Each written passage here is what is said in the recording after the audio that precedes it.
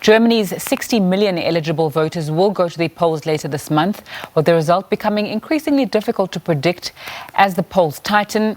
From Berlin, SABC correspondent Trent has the latest. Well, it is now less than 3 weeks until Germans go to the polls to elect a new government and a new Chancellor. And for the first time in 16 years, Angela Merkel will not be on the ballot, with the 67-year-old deciding to retire. It's meant there's a field of other candidates now hoping to replace her. But that, of course, is easier said than done.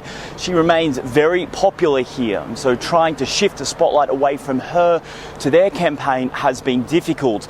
Needless to say, though, there are several parties hoping to win. One is the SPD, the centre-left party. Now, their candidate Olaf Scholz is currently in the lead of the polling.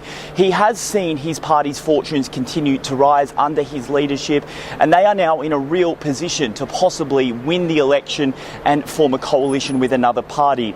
Then there's the CDU party. Now, that is Angela Merkel's Conservative Party. Their candidate Armin Laschet, though, has been quite unpopular with the polls, and under his leadership, he has seen the vote share continue to fall in opinion polls. And then there is the Green Party. Now, the idea that the Green Party would be doing so well was really unthinkable 3 or 4 years ago, when they only achieved around 8% in the national election. Now, though, they are doing much better, polling around 18%. And even if they don't win, they will be in a very strong position to possibly form a coalition and get some of the ministries. Now, of course, it is all still open to win. The parties are working very hard to secure every last vote. The way the system here works means it will be very difficult for any one party to achieve an absolute majority. In fact, that will be near impossible.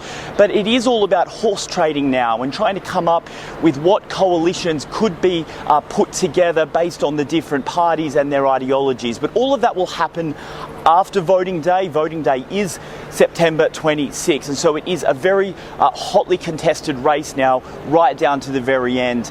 A couple of the key issues, as you might expect here, the economy. Germany is Europe's biggest economy, and it has financially been rattled by the COVID-19 pandemic, so there's been quite a bit of discussion about that. Of course, the pandemic itself also top of the agenda.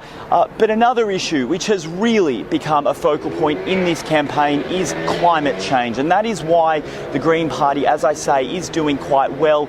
The other two parties also working very hard to try and push their policies when it comes to fighting climate change.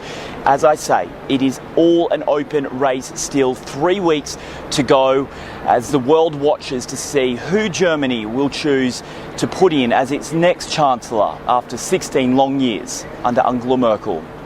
Trent, SABC News, Berlin.